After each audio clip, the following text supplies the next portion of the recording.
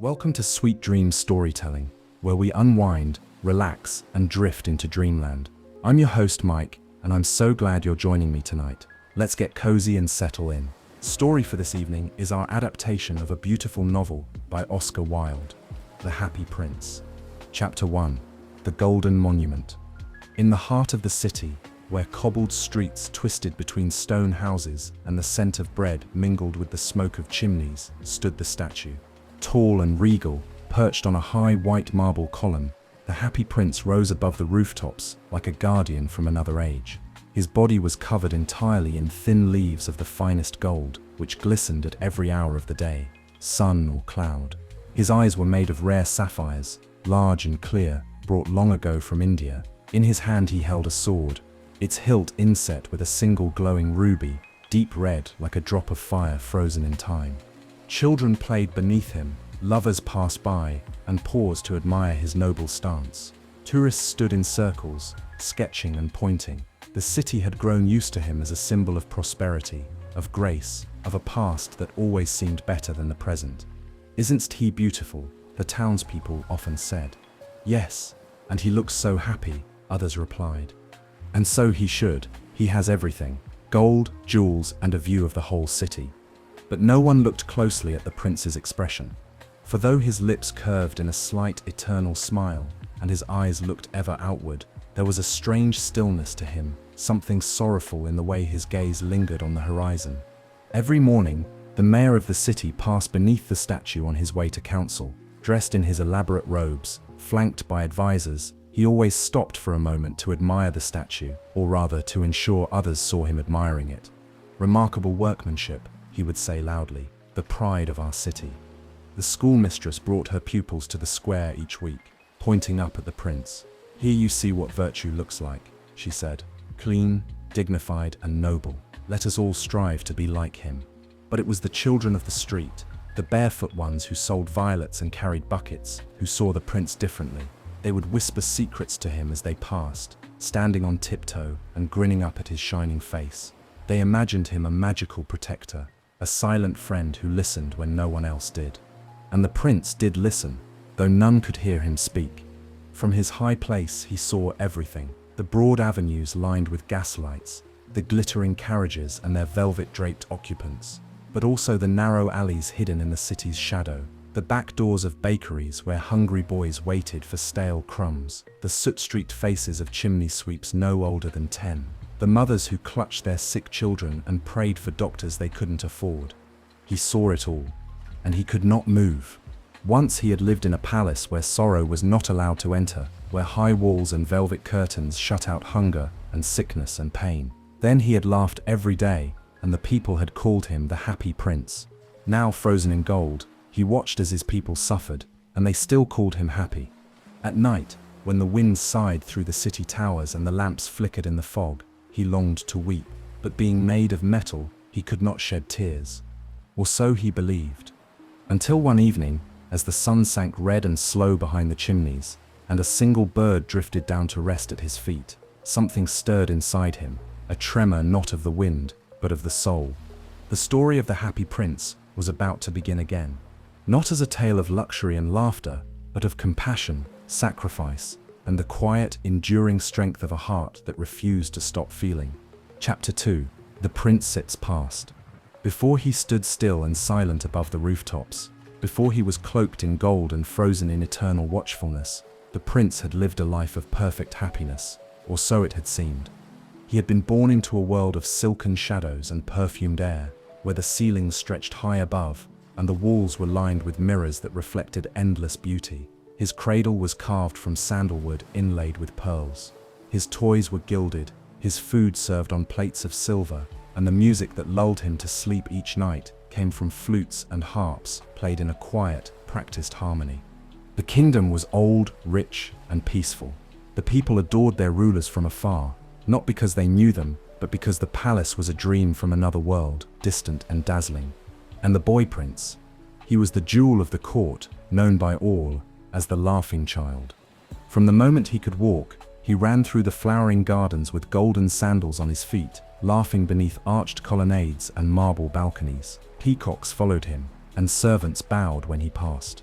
The queen, a gentle, weary woman, watched over him with quiet eyes, and the king, always busy with matters of state, trusted that tutors and governors would mold his son into a ruler as polished and graceful as he himself had been.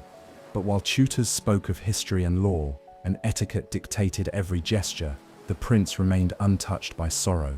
It was forbidden in the palace. "Don't let him see the beggars," whispered the steward when a ragged man came too close to the gates.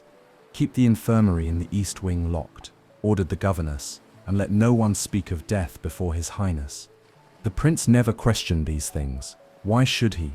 All he saw was loveliness, fountains, music, roses that never wilted. He believed, as he was told, that the world was good, and that everyone, everywhere, must surely be as happy as he.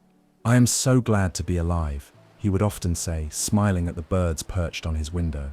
"Surely nothing bad can ever happen in such a beautiful world." And for many years, nothing did. He grew tall and graceful, his face bright with innocence, his voice kind. When he spoke to the court, they marveled at his charm.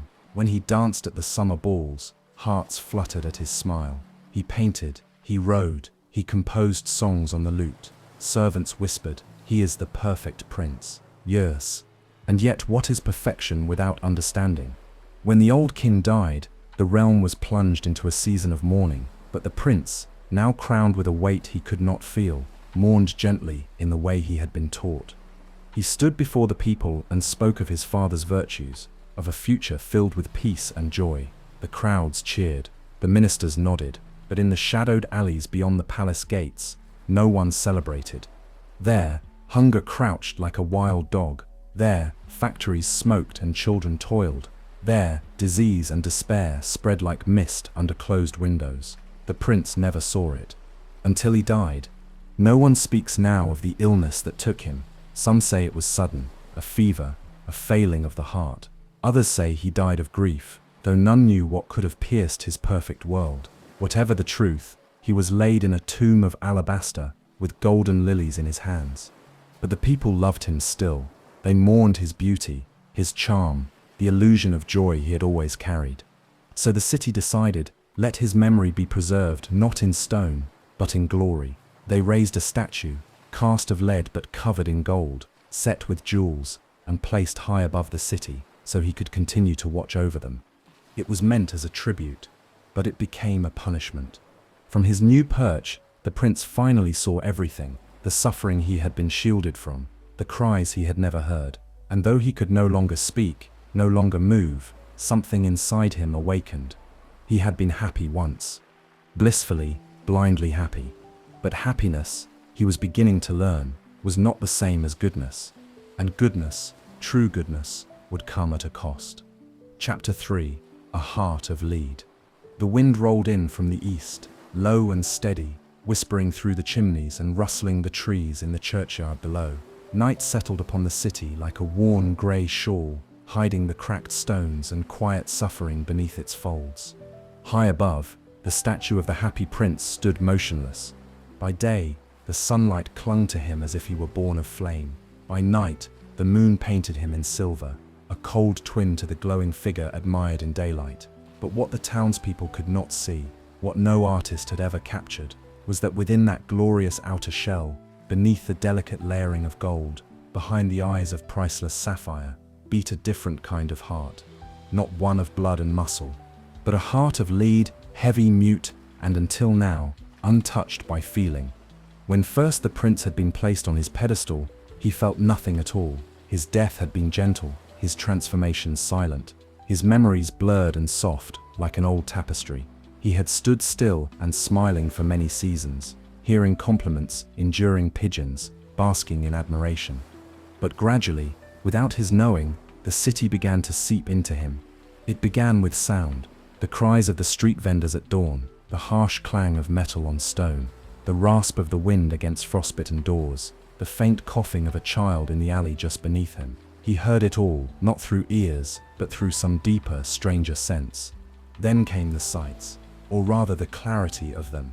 He saw the truth behind the windows, how the candles flickered not for romance, but because oil was scarce, how the cakes in the baker's window were admired by children who hadn't eaten in days, how a mother offered the last crust of her bread to her son and turned her face so he wouldn't see her weep. And finally, the pain arrived. Not physical pain, for statues do not bleed, but something worse, the pain of helplessness.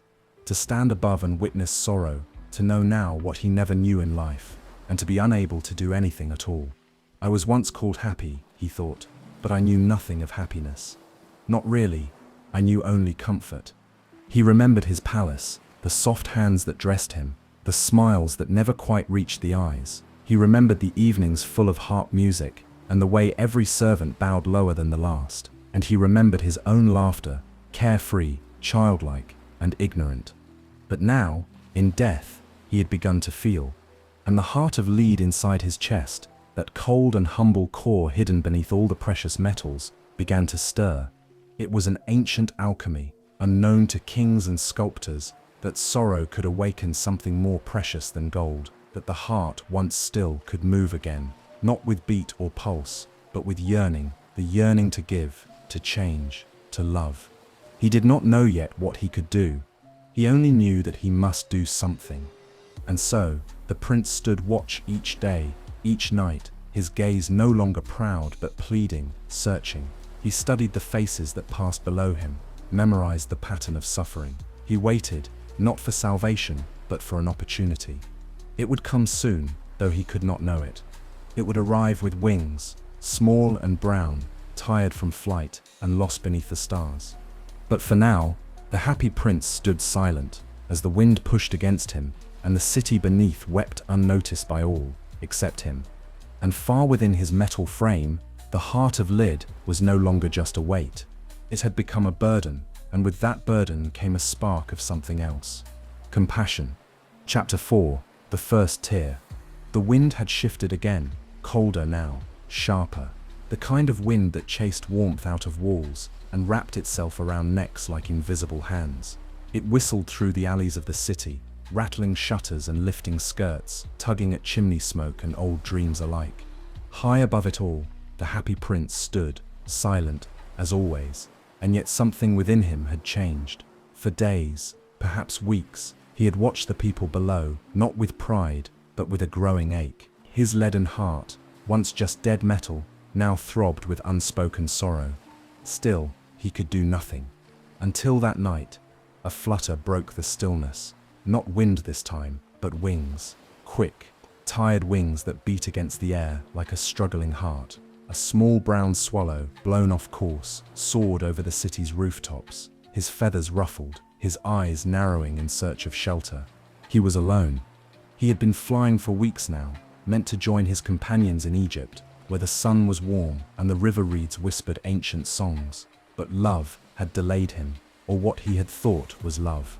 He had fallen for a beautiful reed, slender and elegant, who lived by a slow-moving river in the north. She danced so gracefully, he had told the other birds. Her waist was so thin. But reeds are not birds, and love that is not returned becomes an anchor. She would not leave her river, and he could not stay forever in a place that did not move. So at last, heavy-hearted, he had taken flight again. And now, tired and lost, he had come to the city, searching for rest. Below, the streets were dark and unfriendly, the windows shut tight, but above, gleaming faintly in the moonlight, the swallow saw the statue. "How golden he is," he chirped, circling once, twice, and such a high perch, perfect for sleeping. He settled at the prince's feet, tucking his head beneath one wing, comforted by the statue's silence. But just as he began to doze, a soft sound stopped him cold. A tear. It splashed down beside him, with a delicate plink, as though a raindrop had fallen from a clear sky. Startled, the swallow looked up. There, on the prince's cheek, a single tear rolled slowly from one sapphire eye and down his gold-plated face, glistening like crystal in the moonlight. "Who are you?" the swallow whispered, "and why are you crying?" There was no voice, no movement, and yet the swallow felt the answer, not in words but in the heaviness of the air.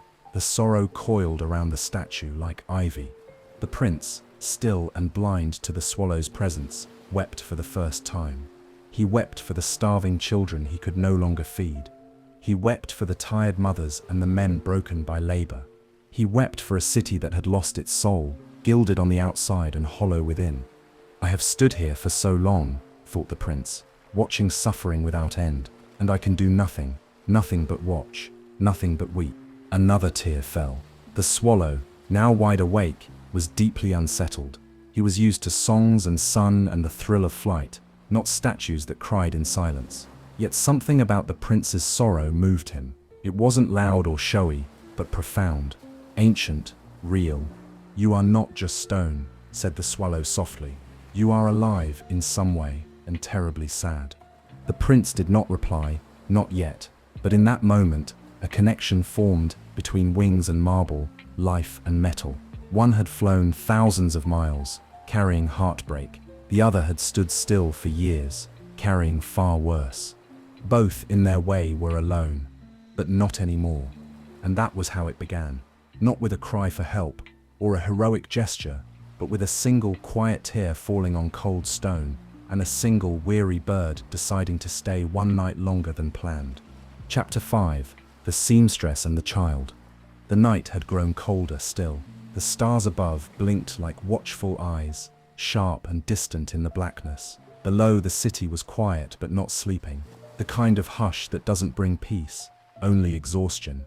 The swallow stood on the statue's pedestal, ruffling his feathers as he prepared once again to sleep. He had told himself he would only stay one night, just one. His wings ached. Egypt still called to him with its warm skies and lotus-scented breezes. He would leave at dawn. But as he tucked his beak beneath his wing, he heard a voice, not loud, not commanding, but filled with a sorrow that cut deeper than the wind. "Little swallow," said the happy prince, and the voice seemed to echo not from a mouth but from within the stone itself. "Will you stay with me just one more night?" The swallow blinked in surprise. "Who spoke?" "I did," the statue answered gently. "I am the happy prince." The swallow turned his head fully now.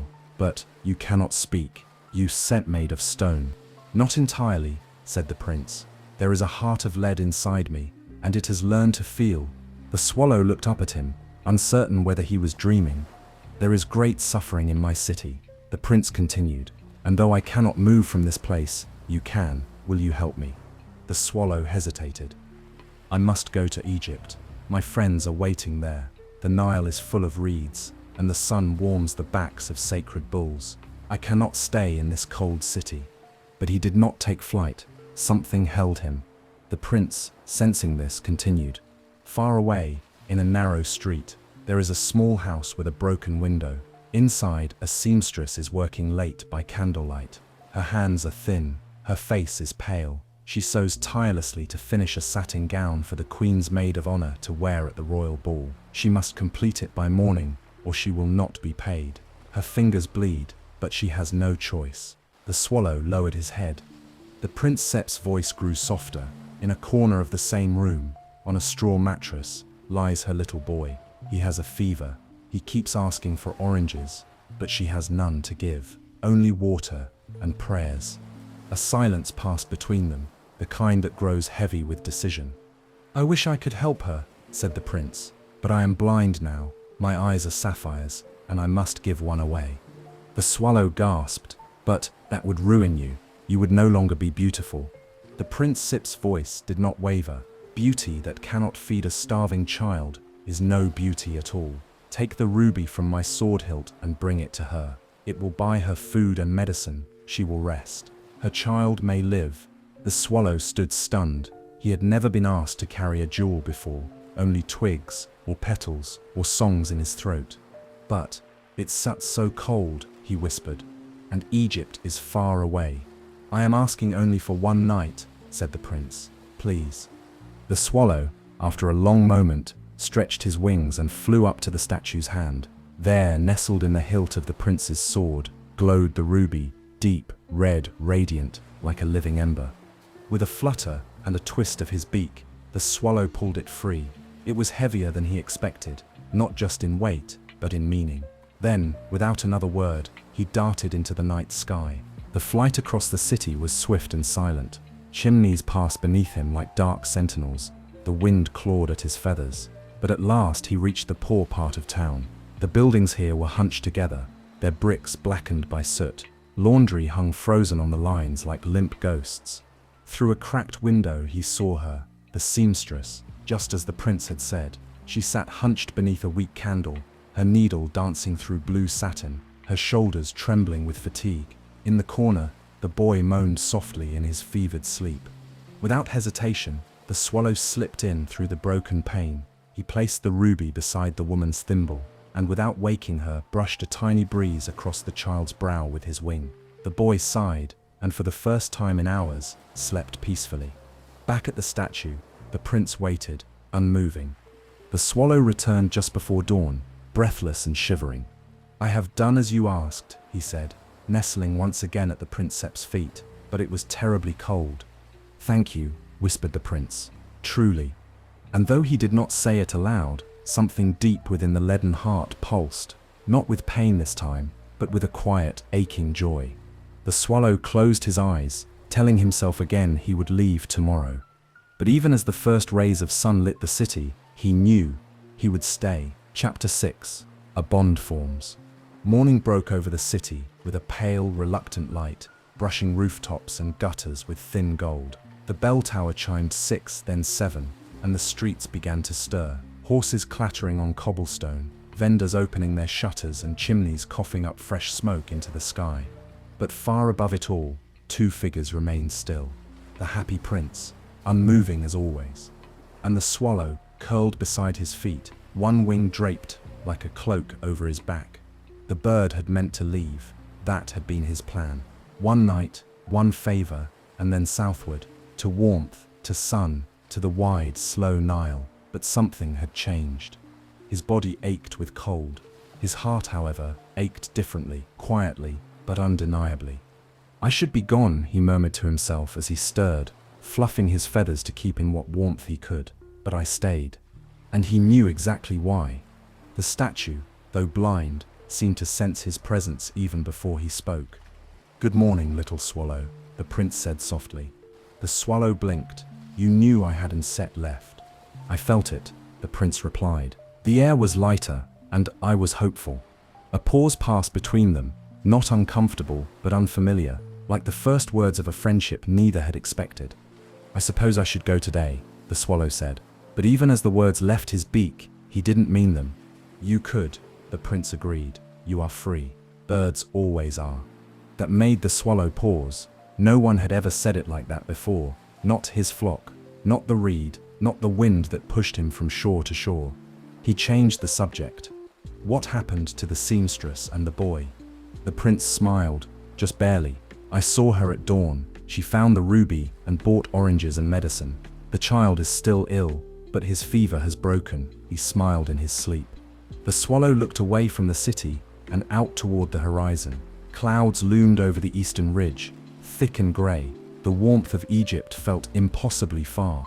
"I don't understand," he said after a moment. "You stirred made of metal, stone and lead, but you care more than the living." "I did not always care," said the prince. "I had to learn. I had to see." The swallow tilted his head. "How did you learn?" The prince was quiet a moment, remembering. "When I was alive," he said finally, "I lived in a palace where sorrow was not allowed. They built walls to keep it out, and I believed the world was joyful, but the walls didn't keep sorrow away. They only hid it. And when I died, they gave me this form, covered me in gold, and set me high above it all. Only then did I truly see." He paused. "I saw the poor, the forgotten, the ones who live and die in silence, and my heart, though made of lead, began to break." The swallow listened without speaking. There was something profound in the prince's voice, something he had never heard in the cheerful songs of his fellow birds, or the lazy river reeds that swayed but never felt. And for the first time in his life, he wanted to stay not because he was needed, but because he cared. The prince spoke again. "If you wish to go, I will understand. You have wings. You were made to move." But the swallow shook his small head. "Not yet." A smile flickered in the prince's voice. "Then perhaps we may talk a little longer." And so they did. They spoke all morning of the palace the prince once lived in, with its marble halls and crystal fountains, of the wide deserts the swallow had flown over, and the red cliffs of the southern coast. They spoke of dreams and regrets, of silence and sorrow, of laughter, and what it meant to be happy. It was a strange friendship, one of stone and feathers, of stillness and flight, and yet it deepened. The swallow began to look at the prince differently, not as a statue, not even as royalty, but as someone who understood, perhaps more than anyone, what it meant to lose everything and still want to give. And the prince, blind and rooted, began to rely on the swallow, not only for his wings but for his warmth, his company, his heart. By the time the sun set behind the spires, their bond was no longer a duty, but a quiet devotion. They had no words for it, no names, but both felt it growing. The swallow, once free and restless, had found something no river or wind had ever given him: a reason to stay. Chapter 7. The Young Writer. The days grew shorter. Autumn crept into the city like a cautious guest, brushing the leaves with rust and gold. Mornings came with a film of frost on the windows, and by afternoon, chimney smoke stitched grey lines across the sky. The swallow had stayed far longer than he had planned. Each morning he told himself, just one more day. Each night he found a new reason to stay. He no longer thought of Egypt as urgently as before. The endless warmth, the reeds by the Nile, the golden temples, they had begun to fade in his mind, like a dream slipping away with waking. Something else held him now: the statue and the silent sorrow of the city. He perched at the prince's shoulder that evening, his feathers ruffled by the breeze. Below, gas lamps flickered to life as twilight fell over the square. "You are quiet tonight," said the prince gently. "I was thinking," the swallow replied. "I have never seen a city like this. So much beauty, so much suffering." The prince did not respond right away. When he did, it was with that same calm, sad voice the swallow had come to know. "There is someone I would like to help," he said, "but I need your wings again, if you are willing." The swallow straightened. "Tell me." The prince turned his blind eyes toward the rooftops. "Not far from here, in a small attic, there lives a young man. He is a writer, gifted, sensitive, full of hope. He is working on a play. He dreams that it will be performed before the king himself." The swallow tilted his head. "That sounds promising." "But he is cold," said the prince. "So cold. He has no fire, no food. His hands shake, and he coughs as he writes by candlelight. His only companion is a small pot of dead violets, once given to him by someone he loved. He does not write for riches, only for meaning. But without help, he will fall ill, and his dreams will die with him." The swallow was silent. He had seen such windows, high, small, and cracked, full of struggling hopes and flickering lights. "I have already given away the ruby," said the prince, "but I have something else." A soft glint came from his face, from his eyes. "Take one of my sapphires," the prince said. "Bring it to the young writer. He can sell it, buy firewood and food, and finish his work." The swallow fluttered in protest. "But your eye, you will no longer see." "I am already blind to beauty," replied the prince, "but I will not be blind to suffering." A long pause. The swallow looked at the face of the statue, still noble, still kind. Even now, in his stillness, the prince gave more than any living ruler. Slowly, solemnly, the swallow flew up to the prince's right eye. The sapphire sparkled deep blue, glowing with distant memories of palace halls, starlit gardens, and boyhood joy. With a sharp motion of his beak, the swallow pulled the gem free. The prince did not flinch. The flight was short. The wind stung more tonight, slicing between rooftops like glass. But the swallow pressed on, his small body weighed down not by the sapphire, but by the meaning of what he carried. He reached the attic window just as the young writer bent forward in despair, his candle flickering low. A thin blanket was wrapped around his shoulders, but his hands were bare and trembling. Papers lay scattered around him, filled with words that danced between genius and desperation. The swallow tapped lightly at the pane. The man looked up, startled, and then opened it cautiously.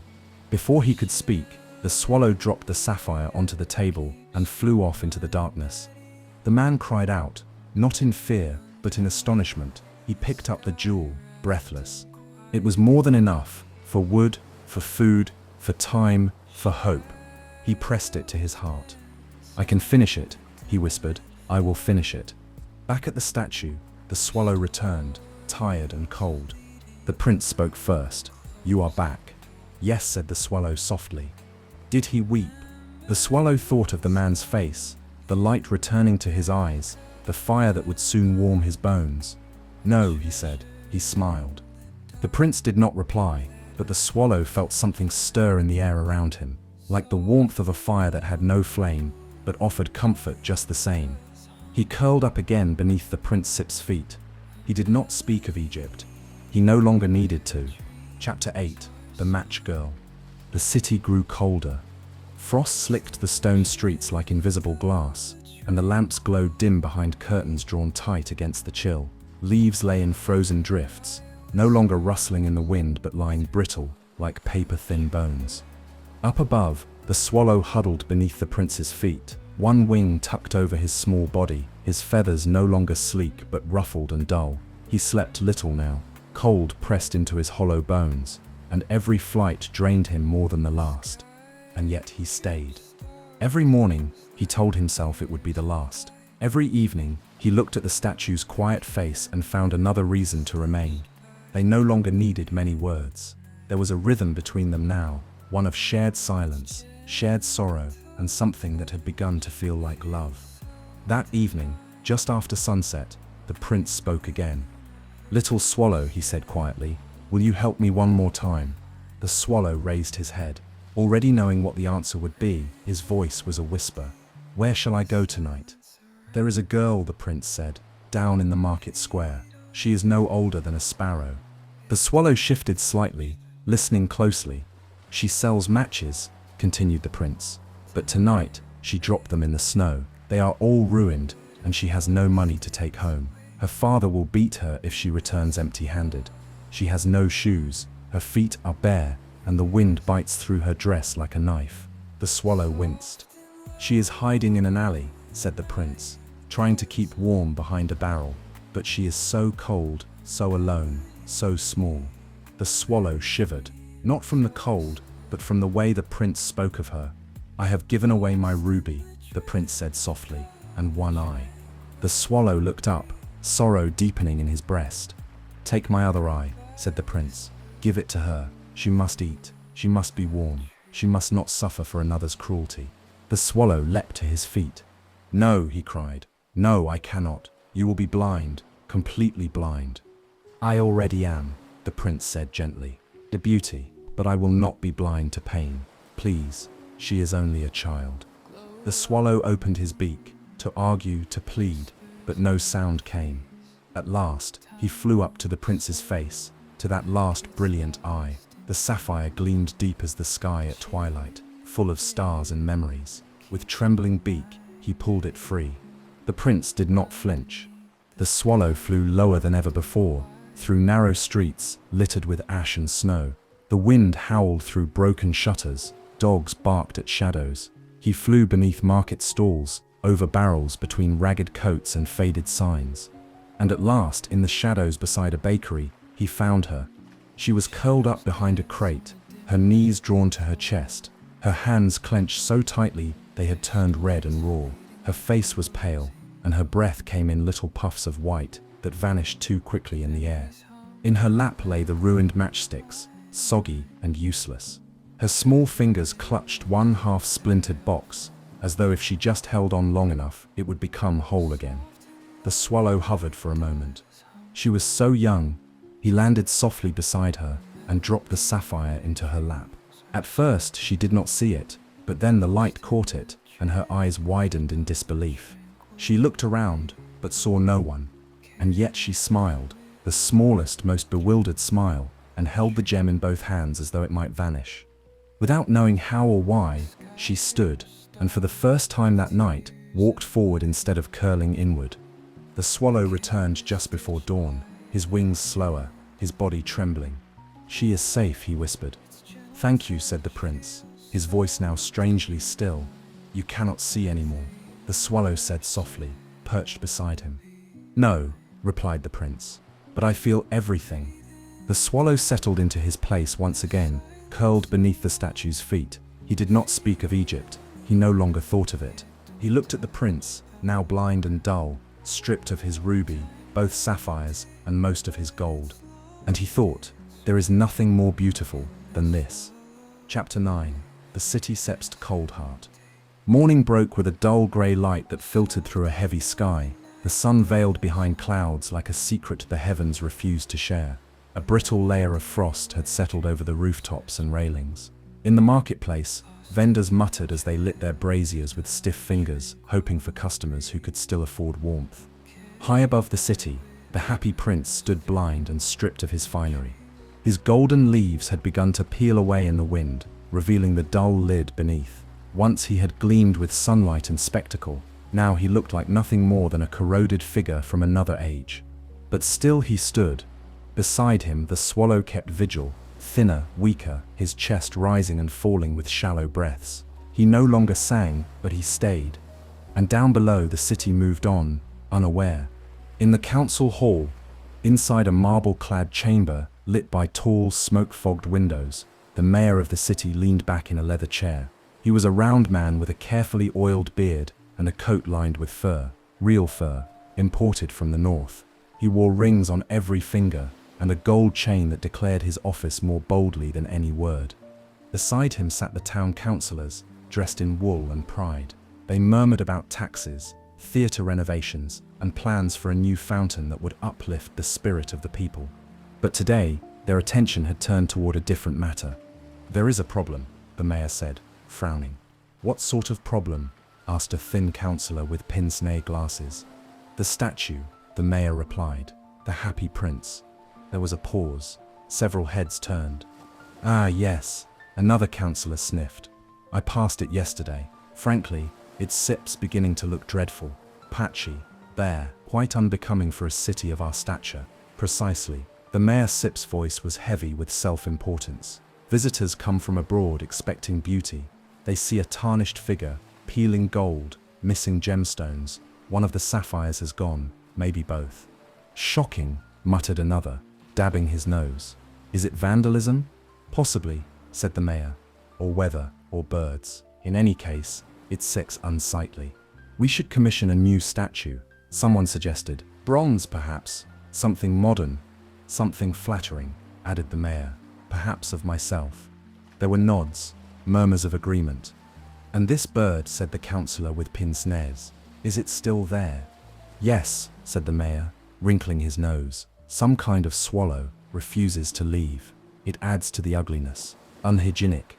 Must be dealt with," came the general consensus.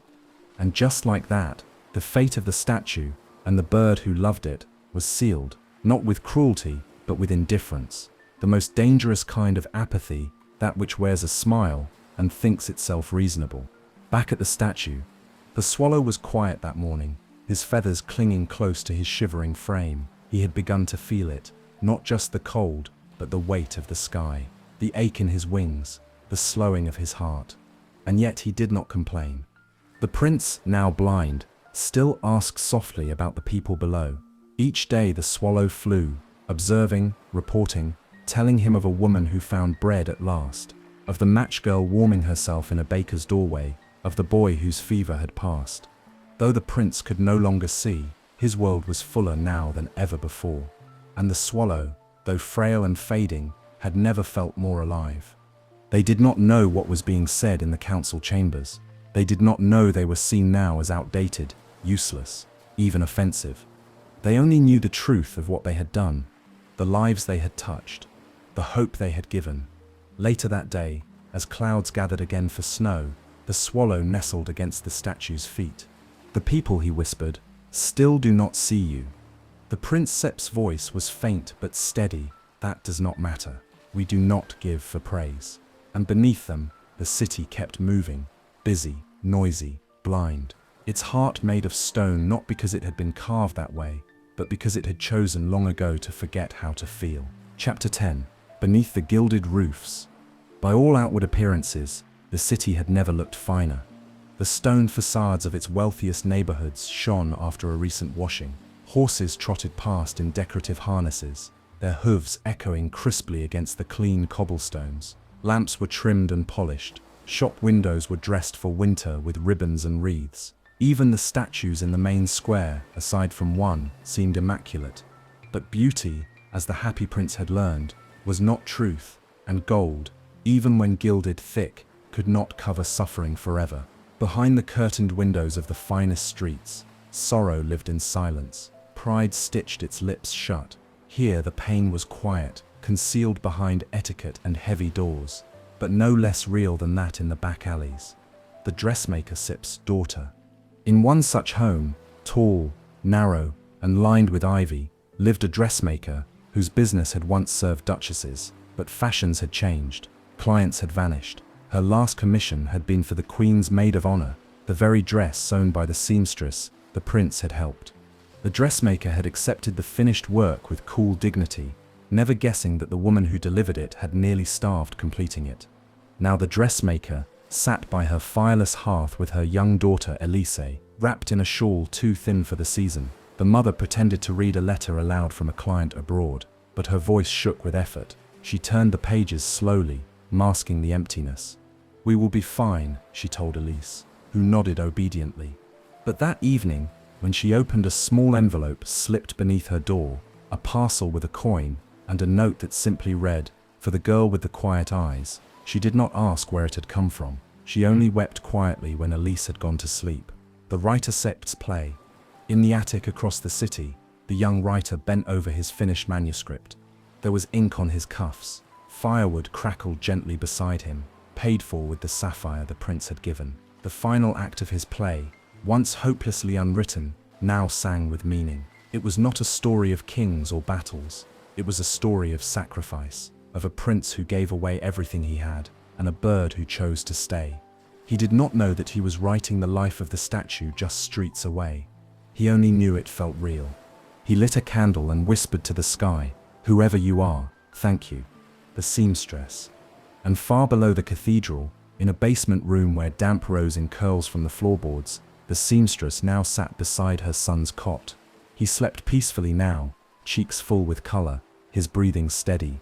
A loaf of bread lay wrapped in cloth on the table. A small basket of oranges glowed like treasure. She worked still, she always would, but now her fingers moved with hope instead of desperation. She believed the city had changed. She believed someone, somewhere, had noticed her. And she was right. The prince watches. The swallow, frail now and breathless after every flight, returned each night to tell the prince what he had seen. He told him of candles being lit again, of soup simmering, of faces, once shadowed, beginning to brighten. And though the prince could not see, he smiled with his heart. "I am glad," he whispered, "so very glad." "But you are blind," said the swallow softly. "You cannot see the good you sit done." The prince replied, "No, but I can feel the warmth in the wind, and that is enough." The city looks elsewhere. Of course, not everyone noticed the change. The mayor still spoke of removing the statue. The council drafted plans for something more appropriate. The rich spoke of investments and entertainments. The poor survived, as they always had, with dignity and silence. But the real heart of the city, the quiet, hidden one that beat beneath the noise, had begun to shift. Not because of decree, not because of wealth, but because someone had given without expecting anything in return. In the coldest corners of the city, love had taken root, beneath gilded roofs and broken eaves alike. And though no one knew it, high above them, two figures watched, one blind, the other dying, both more alive than anyone below. Chapter 11. The Final Gifts. Snow had come at last. It arrived softly, without ceremony, falling in gentle spirals through the quiet night. The rooftops turned white like parchment. Trees that had long since shed their leaves now wore crowns of frost. The city hushed itself, wrapped in the illusion of purity. But cold beauty is still cold. The fireless homes grew colder. The hands of the poor turned blue. Smoke curled from only a few chimneys now, and bread grew harder to find. Beneath bridges, in alleys, under stone archways, people huddled together and tried to wait for spring. And still, the prince stood watch. He had no eyes to see the snow, no lips to smile or shiver, but he knew. He felt the cold in the way a soul feels it, as a kind of silence, as a thinning in the air. The swallow, too, felt it. Every wingbeat was heavier than the last. His tiny heart fluttered fast, too fast. When he coughed now, it sounded like broken reeds in the wind. But still, he stayed. One morning, the swallow opened his eyes and did not speak right away. He simply looked at the prince, now dull grey with streaks of exposed lead. Most of his gold leaf had flaked away in the wind. His arms had lost their shine. His lips were bare. And yet to the swallow, he had never looked more beautiful. "I saw a woman last night," the swallow said at last. His voice was thinner than before, like thread unwinding. "She was gathering wood in the square, broken crates, anything she could burn, but there was nothing left. She wrapped her hands in rags and sat beside her child, not moving, just waiting."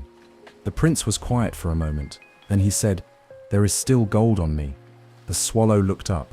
"Leaf by leaf," said the prince. "It is thin, but it shines. You can carry it to those who need it. Take it and give it all away. But then you will be," the swallow hesitated. "Ugly," the prince offered. The bird was quiet. "I have not been beautiful for a long time," the prince said gently. "But if my ugliness can feed the hungry, then let it be complete." The swallow said nothing, but nodded. And so he began, leaf by leaf. The swallow flew to the statue's chest and gently pulled away a flake of gold. It fluttered down in the wind, gleaming for a moment before it landed in his beak. That day, a baker found a coin wrapped in a scrap of silk on his doorstep. He gave it to a widow who had not eaten in 2 days. That night, a goldsmith discovered a flake of gold left inside a hollow bread crust. He melted it and used it to buy coal for his sister, whose child had begun to cough. The next morning, an orphan found a single leaf of gold folded into her mitten. It was enough for soup and firewood, and a story to tell the other children, who gathered around her as though she were a saint. Day after day, night after night, the swallow returned to the prince and took more. Gold from his back, from his arms, from his robes, until there was nothing left. The bare statue. No one noticed at first. The statue had become familiar, part of the landscape, overlooked by the rich, ignored by the poor. When they passed him now, they barely glanced up. A few whispered, "What happened to his gilding?" Others muttered, "He used to shine, didn't he?" The mayor passed by once and sniffed. Time to take it down. It scents an eyesore. But the swallow didn't sit care. He no longer noticed the opinions of those below. He had seen what the statue could do. He had seen lives change. He had seen hope, real hope, bloom like fire in the coldest places. And now, the prince was all lid, dull and plain.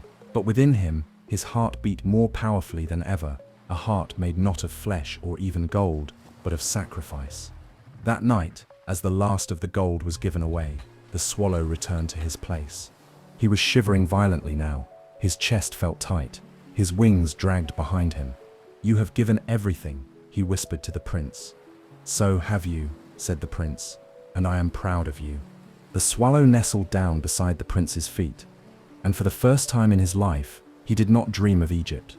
He dreamed of a girl warming her hands, of a boy eating an orange, of a candle flickering beside a finished play. And he smiled. Chapter 12. The Swallow Sept's Choice. The snow fell heavier now. It no longer danced but dropped with the slow, steady weight of silence. The city's rooftops, streets and spires were buried in white. Horses slipped on frozen stones. Market stalls stood abandoned. Chimneys puffed weak smoke into the wind, as though the buildings themselves were exhaling their final breath. Winter had fully arrived. And so had the end. Up on the high pedestal, the happy prince stood dull and grey, his once golden skin stripped to plain lead, his arms outstretched still, but no longer grand, his lips still smiling faintly, though he had nothing left to give. Beside him, barely visible in the snow, lay the swallow. His small body trembled with each shallow breath. His feathers were soaked. His voice, when he spoke, was no more than a whisper in the wind. "I am very cold," he said. The prince heard him, though he no longer had ears. He felt the words as one feels the last rays of a setting sun, soft, fragile, fading. "You have done enough," said the prince gently. "Fly now, little friend, to Egypt." The swallow shook his head. "I cannot," he whispered. "You must," said the prince. "The sun is warm there, the reeds are green, the temples rise from the river like golden promises. You will be safe." But the swallow only closed his eyes.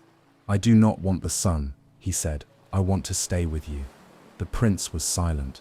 "You gave away everything," the The swallow continued, and no one saw. But I saw. I was your eyes. I was your wings. I know what you are. The prince felt something stir in his chest, that same leaden heart that had begun to feel so long ago when the first tear fell. It ached now more than ever.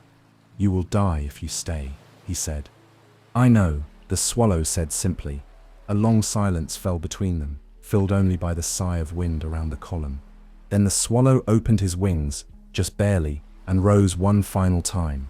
His body felt heavier than lead. His heart fluttered like a candle's last flicker. I am not afraid, he whispered. Then he leaned forward and pressed a soft kiss to the prince's leaden lips. I love you, the swallow said. And then, gently, he fell, not far, not fast, down to the prince's feet, where he curled into a small ball of feathers and stilled. The prince stood still, as ever. But inside his chest, the heart of lead cracked. Not a gentle fissure, but a clean splitting break, the kind that comes not from wear, but from grief. The prince had given everything he had. And now, so had the swallow. Together, they had poured themselves into a city that never thanked them, never truly noticed. But they had changed it, all the same. In quiet, hidden ways. In the warm breath of a sleeping child. In the light of a fire that would not have burned. In a stranger's whispered prayer. And now, at last, the statue and the bird were still. Not because they had failed, but because they had finished their work. Chapter 13, The Last Breath. Morning arrived, but it brought no warmth. The snow still fell, soft and ceaseless. The city awoke slowly, reluctantly. Fires were coaxed back to life, hands warmed over steaming basins, boots slipped onto frozen feet. Merchants peeked out from their doors, saw no customers, and closed them again. In the square, pigeons huddled on windowsills, their feathers puffed for warmth. And the happy prince, dull and grey, stood exactly as he had the day before, and the day before that. But something was different now. At his feet, small and still, lay the body of the swallow, wings tucked in tightly, head bowed, as if he were simply sleeping. Only he wasn't. And inside the prince, deep within his metal chest, the lead heart had cracked in two. There was no visible sign, no dramatic collapse, just a quiet break, sharp and final. If anyone had looked up, they might have noticed the change, but the square was empty. No one came to admire the statue anymore. The shine was gone, the gold, the jewels, all stripped away. Only when the frost lifted and the snow melted back into grey slush did the townspeople begin to notice. The discovery. 2 workers from the Department of Public Beauty arrived that morning, wrapped in thick coats and wiping their noses on their sleeves. About time, said one, looking up. His sep's become an eyesore. Doesn't Stephen sparkle anymore, said the other. The mayor said it's Steve's lowering the tone of the square. They set down their tools and walked in a slow circle around the base of the statue. Look at this, one muttered, nudging the swallow sep's body with a boot. Dead bird. Frozen stiff. They scooped the little body up and tossed it without ceremony into a bag with scraps and debris. Then they turned their attention to the statue. The first man tapped the lead foot with a hammer, hollow. No, the other said, solid lead under all that gilding, heavy. Take it down then, melt it. The orders had been signed by the mayor himself. The city council had already begun planning a replacement, something modern, something impressive, perhaps a statue of the mayor or a monument to industry. And so, with rope and crowbars, they pulled down the happy prince. The sound of it, the crack of marble, the groan of metal, echoed across the square, but no one paused to mourn. It was just a statue, and a dead bird. Nothing more. At the foundry, later that afternoon, in the city's furnace hall, the statue was melted down. The gold was long gone, the jewels already missing, but the workers expected usable metal from the lead body. As the molten mass flowed from the broken form, one man noticed something strange in the ash. What sits this? He asked, poking at it. Inside the ruined chest of the statue, where the molten lead had run dry, lay something intact, something the fire had not touched. The prince sits heart. Solid, grey, split clean in two. Odd, the worker murmured. It one stet melt. He dropped it onto the scrap pile, where it landed beside the swallow's lifeless body. Worthless, he said. Throw it out. And so the two were cast aside, the bird who had given his life to stay, and the heart that had loved enough to break. Together in death, as they had been in life. No plaques were hung, no words were written, no songs were sung. No one knew what had passed between a statue and a bird in the coldest days of winter. No one understood the cost of compassion, not when it came without an audience. And yet, high above the grey sky, someone had been watching. Not the mayor, not the council, but the heavens. And something was about to happen. Chapter 14. The Unwanted Statue. The next morning, the mayor stood on the steps of the council hall, flanked by banners and official ribbons, addressing a small gathering of townspeople and dignitaries who had braved the cold out of obligation, not interest. The statue of the Happy Prince was gone. The pedestal stood bare and weather-stained, like a stage after the curtain has fallen. This is a day of renewal, the mayor declared, his voice puffing clouds into the cold air. The old must make way for the new. A city must reflect its greatness, not the broken remnants of a forgotten past. The crowd nodded politely. Some clapped. A few exchanged bored glances. No one mentioned the missing gold. No one asked what had happened to the swallow, and certainly no one spoke of the prince's heart. The councillors, standing at the mayor's side, murmured about the new statue design. A bronze fountain, one said. Maybe with mechanical birds, added another, something that moves.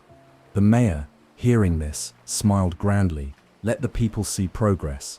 Let us show them we value beauty that lasts. In the alleyways, but in the poorer quarters of the city, behind the closed doors of coal-heated cellars and candle-lit kitchens, people noticed the absence. The seamstress, now sleeping beside her son, with a full stomach and fire in the grate, looked out the window and whispered, "Something is missing." The young writer, cradling the first printed copy of his play, paused in his celebration and felt an ache he couldn't explain. The match girl, now sheltered in the back room of a kindly baker's shop, dreamed of a tall figure who had once looked down on her with eyes like stars. And none of them knew why, or how, or who had helped them. Only that something, or someone, was gone. At the city dump. At the edge of the city, where broken barrels, cracked tiles, and bent iron lay in tangled heaps, two things had been thrown onto a pile. A little dead swallow, wings folded, and a heart of lead, broken in two. There they remained, forgotten by the world that had once cheered for a shining statue and ignored the slow decay beneath. No one came to visit, no one came to reclaim them, but heaven did. A different kind of judgment. As the grey clouds parted above the city for the first time in weeks, two radiant figures descended, invisible to human eyes, but burning with a light the earth could not contain. They were angels, not dressed in robes or trumpeting glory, but quiet, solemn, purposeful. They moved through the heaps of rubbish until they found what they had come for. The first angel picked up the little swallow and cradled him gently. The second lifted the leaden heart, still intact, despite the fire and fall. "These are the two most precious things in the city," said the first angel. The second nodded. "They have given all, without reward, without recognition, but not without love." And so they carried them upward, higher than the clouds, higher than the spires of the cathedral, higher than the frozen breath of the world. Far above, in the courts of light, beyond sight or sound, the swallow was given wings that never tired. He flew once more, not over cities of sorrow, but through fields of stars. And the prince, no longer blind, no longer lead, was given back his eyes, but clearer than before, eyes that did not miss a single soul. They stood side by side, not as statue and bird, but as kindred spirits, together forever. Their joy was quiet, but eternal. On earth, the mayor commissioned his fountain. The city carried on. But in the stories whispered by the poor, around stoves, in alleyways at bedtime, a legend grew. A statue who had given everything. A bird who had stayed. A love that had not been noticed until it was gone. And so, even though they had been thrown away by the world, they had been chosen by heaven. Chapter 15. Judgment of the Heart. In the city below, the new statue was rising. It stood at the edge of the square where the Happy Prince once watched over the rooftops and alleys. This one was bold, modern, all sharp lines and clean polish, forged of gleaming bronze. It held no sword, wore no jewels, bore no smile. Instead, it pointed upward, its inscription reading, "A tribute to progress and pride." The unveiling was met with polite applause, carefully arranged music, and a speech from the mayor that used the words vision, heritage, and economic development more times than anyone could count. No one mentioned the prince or the swallow. They had vanished not only from sight, but from memory, at least for most, but not in heaven. Far above, where no frost could climb and no time could fade what truly mattered, a different kind of judgment had already taken place.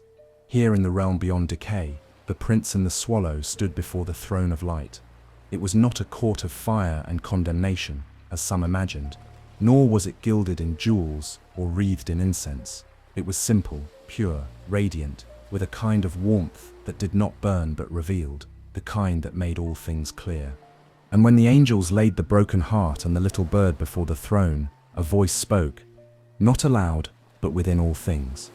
"You have brought me the treasures of the city. Tell me why these." The first angel bowed his head, because they gave all they had, without being asked, without being seen. The second angel whispered, "They loved without reward." The voice replied, gentle as breath, "Then they shall live forever in my garden." And just like that, without trumpet or flame, the swallow was lifted high, his wings restored with strength no winter could touch. The prince was given a form not made of lead, but of living light. His smile returned, his heart whole.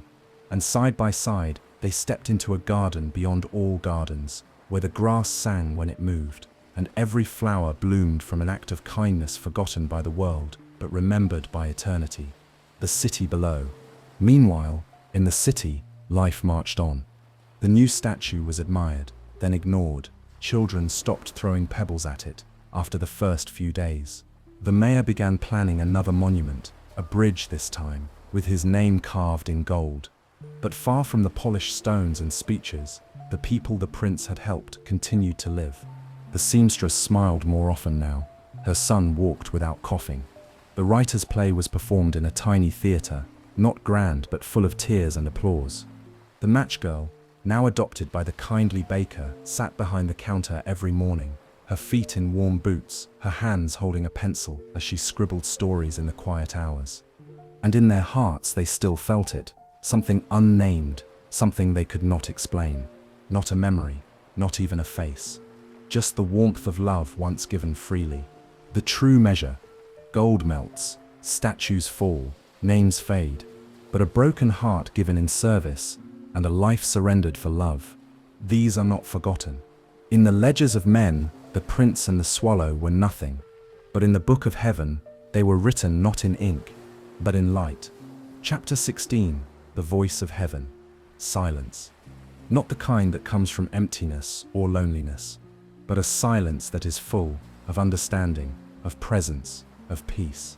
The kind of silence that exists only in heaven. In that place beyond seasons and beyond sorrow, the prince and the swallow stood side by side in a garden that shimmered not with gold, but with grace.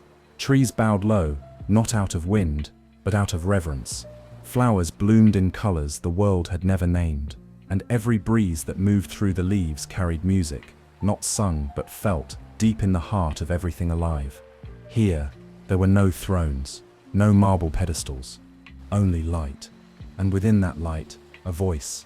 Not a thunderous roar or a choir of angels, but something gentler, deeper, like the echo of truth inside one's own soul. You gave what could not be measured. The voice did not belong to a figure. It did not need a face. It was the voice that speaks when no one else listens. The voice that had watched the city, not from towers or palaces, but from doorways, from hunger, from suffering. The voice of heaven itself. You were not powerful in the world, it said. You did not command armies or wear crowns. You were not praised. The prince bowed his head, not from shame, but in humility. You gave what you had, the voice continued. And when you had nothing, you gave still. The swallow closed his eyes. He remembered the cold, the wind, the ache in his bones, but none of that remained now. Only warmth, only light. You saw pain and did not look away. You loved what the world forgot. You emptied yourselves, and so you are now full. Around them, the garden bloomed brighter. Each flower that opened bore the memory of a moment. A hungry child eating an orange. A mother sleeping beside her feverless son. A girl finding a sapphire in her hand instead of sorrow. Each blossom whispered thank you. And though no one below knew their names, here they were written in stars, not as a statue and a bird, but as souls that had lived fully by giving fully. A heavenly promise. You shall live forever in my garden, the voice said. And they knew this meant more than simply not dying. It meant they would remain in the places where compassion bloomed, in every unseen kindness, in every gentle word spoken in a world too quick to turn away. The swallow looked at the prince, and the prince at the swallow, not with eyes of jewel or flesh, but with recognition. They had been enough. More than enough. Far below. And in the city, the sky broke open for just a moment. The clouds parted, and sunlight fell like a benediction onto rooftops and chimney pots. The wind carried something soft and strange, like the end of a song only half heard. A child looked up and smiled, for no reason at all. A stranger helped an old man cross the street, unprompted. A baker gave away a loaf, and didn't count the cost. And for one moment, one fragile, golden moment, the city paused and remembered something it had never known. Not every truth must be shouted. Not every hero is praised. But heaven sees, and heaven speaks. Chapter 17. A New Kingdom. There are kingdoms no map can show, not outlined in borders or guarded by armies, not sung of in anthems or crowned in gold. These are kingdoms made not of stone but of spirit, shaped by the quiet work of the forgotten, the uncelebrated, the selfless. This is the kingdom where the happy prince and the swallow now lived. No throne, no court, only light and love. In the garden of eternal spring. Time did not pass in this garden, or perhaps it did, but not in the way clocks and calendars measure. There were no hours, no endings, only moments blooming forever, each one brighter than the last. Here the swallow flew, his wings tireless and strong again, skimming over crystal waters that reflected not just sky, but memory. He no longer felt the ache of sacrifice, only the warmth of having once mattered. The prince walked among trees that whispered stories of the earth below. Each leaf shimmered with a life that had been changed by kindness. A boy who grew strong, a mother who healed, a young girl who believed the world could still be good. Their lives had continued, their pain had passed. But their moments of rescue, those remained, and the prince saw them all. No crown, no sword. Here he wore no royal robes, no sword gleamed at his side, his crown was gone. But he was more royal now than he had ever been, because here, titles meant nothing. Only what you had done, and the prince, once blind in privilege, then blind in body, could now see with a clarity deeper than vision. He had not ruled a land, but he had served its soul. His kingdom was not marked by borders, but by compassion. It did not stretch wide, but it reached deep. And all around him, others walked, not kings, not warriors, but those who had given quietly, completely. A nurse who stayed during a plague, a teacher who fed her students with her own rations, a carpenter who gave his last coin to a stranger. They had no statues, no street names, but they stood here, not as forgotten, but as crowned. The reunion. One evening, if evening could even be said to exist in such a place, the swallow landed on the prince's shoulder as he once had in the city. "Do you miss it?" he asked softly. "The world below?" The prince was silent for a moment. "I miss the people," he said, "but not the pain. You gave them your eyes," the swallow whispered, "and your gold, your heart." The prince turned toward him, "And you gave me more than all of that." They stood in silence, not because there was nothing left to say, but because some friendships speak more in stillness than in words.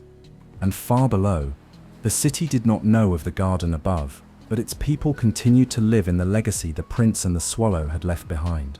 The baker now gave more than he sold. The writer's play became a quiet success, passed between hands like sacred truth. Children told stories of a statue who had wept and a bird who had stayed. The city, without realizing it, had changed. Not all at once, not in laws or buildings, but in hearts. And that is how kingdoms grow, not with banners, but with seeds. A kingdom not of this world. So the happy prince ruled, not in name, not in crown, but in kindness. His kingdom was not built for admiration, but for love. It did not rise in marble, it rose in compassion. And wherever someone chose to care, to give, to love, they walked in his footsteps, and the swallow soared beside him. Chapter 18, Legacy of Love. Spring came late that year. The frost took its time retreating. Snow lingered in alleys and shadows, like a memory that would not fade. But slowly, gently, the city began to warm. Flowers pushed up through the cracks in stone courtyards. Smoke once again rose from bakeries and stoves. Children's laughter began to return to the squares. But in the very center of the city, the pedestal where the happy prince once stood remained empty. Birds perched on its rim, unaware of what had once been there. People passed by, glancing upward, perhaps feeling the absence without understanding it. The new statue, the one commissioned in bronze, with straight lines and proud features, had already lost its novelty. It stood near the council hall, admired but unloved. No one stopped to whisper to it. No child left flowers at its base. And yet, in another corner of the city, something small was happening. The boy and the block of wood. In a narrow lane near the river, a boy sat outside a modest carpentry shop, a block of soft wood in his lap, a small knife in hand. He was no one special, no noble, no artist, just a child with calloused fingers and quiet eyes. He carved slowly, carefully. No one had asked him to. No commission, no reward. But he had heard stories from his grandmother, who remembered a statue that once watched over the paw of a bird who never flew south, of a prince who had wept real tears. The stories had no official authors, no books, no plaques, but they had survived, passed down not through fame, but through love. And in the boy's mind, the prince was not just a statue, he was what goodness looked like. The small statue. When the boy finished carving, he painted the little figure with what he had, not gold leaf, but yellow ink, a dab of blue for the eyes, a red spot where the ruby had once been. He placed the carving on the windowsill of the shop, where it caught the morning sun. People walked by and noticed it. Some smiled, remembering. Others asked, "Is that?" And still others told the story anew, to children tugging at their coats. A prince, a bird, a winter, a gift. Not forgotten. The real statue had been destroyed, the swallow buried in a city dump, their names never etched into stone. But now, they lived in whispers and candlelight, in kindnesses offered without asking, in the quiet, humble belief that love, though invisible, is the greatest thing that can ever be given. The mayor never mentioned them again, the councillors debated new fountains, but in homes and hearts, they remained, final lines. And high above, in a place where seasons did not change, where sorrow never entered, a prince and a swallow walked through gardens that grew brighter each time someone on earth acted with compassion. They no longer watched the city below with pain. Now they watched with joy, because their story, though small, though quiet, had taken root, and the city would bloom from it. Not all at once, not always visibly, but forever. The end. Thanks for spending this quiet time with me here at Sweet Dreams Storytelling. I hope you're feeling relaxed, peaceful, and ready for a restful sleep. As we say goodnight, let the calm background music guide you gently into dreamland. Before you go, don't forget to like the video and subscribe. And until next time, rest well.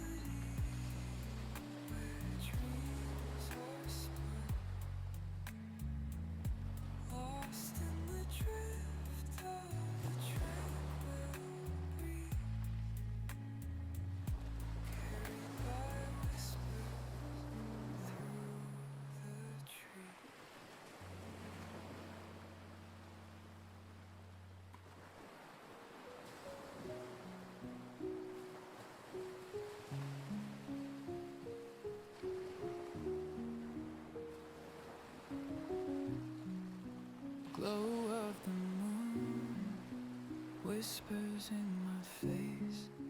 Time moves slow, like it's lost in space.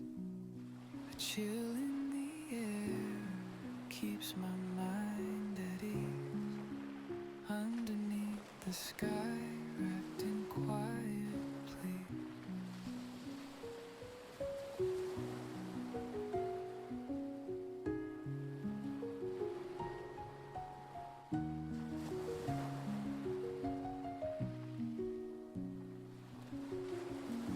Shadows dance on the dim lit floor.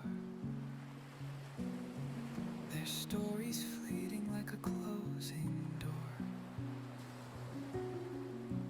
Memories hum in the back of my mind. A treasure in the dark that I often find. Soft and low the night does hum. A melody where dreams are spun, lost in the drift of a tranquil breeze, carried by whispers through the trees. The sky drips stars like tears of light, a canvas stitched by the hand of night. Its gentle touch feels so divine, like the universe said all will be fine. Breathing deep, the silence around, feet on the earth yet don't touch the ground. Time may tick, but it's lost its way. In this lull of life we hesitate. Soft and low the night does hum, a melody where dreams are spun, lost in the drift of a tranquil breeze, carried by whispers through the trees.